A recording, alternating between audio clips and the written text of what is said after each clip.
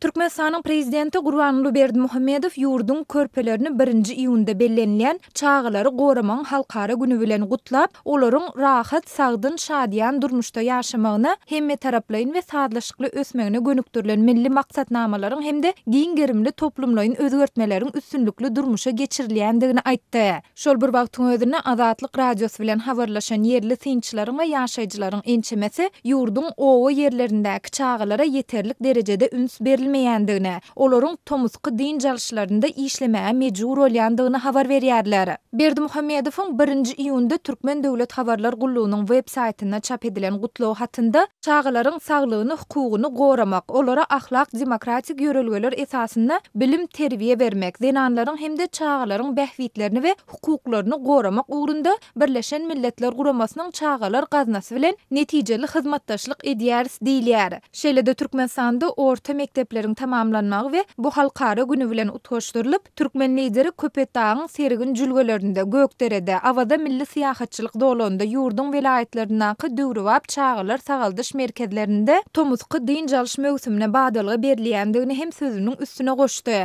Azatlyk radiosy bilen söhbetdeş bolýan türkmenistanylaryň ençemesiniň tasdiklamagyna görä, çağılaryň ýokarda gürüň edilýän çağılar sagaldyş merkezlerinde din jalmak üçin ýürüýte ýollanma talap edilýär. Bu ýollanmalar bolsa diňe döwlet idara kärhanasynda işleýän işgärleriň çağılaryna berilýär. Gökderedäki awazadaky din jalş merkezleri diňe döwletiň wezipeli we baý gatlygynyň çağılaryna degişli. Kärenneçi daýhanlaryň çağılaryna täze gurulan din jalş ýa-da sagaldyş merkezlerinde dinç almaga ruhsat berilmeýär. Ýagny kärenneçileriň çağılaryna ýollanma berilmeýär. Şeýlelikde çağılaryň hukuklary depelenýär diýip, howpsuzlyk ýagdaýlary sebäpli adynyň efirde agdalmadygyny soran Daşowdly Çeşmämiz aýtdy. O ýaşaýjylarynyň we çağılaryň onlarça bilen söhbetdeş bolan Çeşmämiziň tasdiklamagyna görä, Daşowdy welaýatynyň etrapdyr owalarynda işsizligiň giňden ýaýrandygy we maşala sebedine girýän girdejiniň petligi sebäpli owa ýerlerinde ýaşaýan çağılaryň aglabasy tomusky din jalş mögsüminde dürli işlerde işlemäge mejbur bolýarlar. Maşaladaky yeter yetmezçilik sebäpli çağılaryň köpüsi enatalary bilen ekin meýdanlarynda işleýärler. Olaryň käbiri bazarlarda araba sürüp ýa-da balyk tutup maşalasyna ykdysady taýdan goşant etmäge mejbur bolýar. Käbir çağılar adamlaryň mal ýataklaryny arasalaýarlar. İş tapmadyk çağılaryň käbiri bolsa ogurluk ýa-da beýleki jenaýatlary hem baş goşýarlar diýip Çeşmämiz aýdýar. Mundan başga söhbetdeşimiz çağılaryň gazanç etmek üçin işleýän döwründe olaryň betbagçylyga uçrap helak bolmagy ýaly wakalaryň hem her ýyl diýenýaly gaýtalanýandygyny aýdyp sözüni şeýle dowam etdirýär. Geçen ýyl Daşowdyň Şabat kanalynyň we ondan bölünýän ýaplaryň käbirinde suň joşmagy netijesinde bu ýere balyk tutmaga baran mektep okuwçylarynyň ençemesi gark boldy.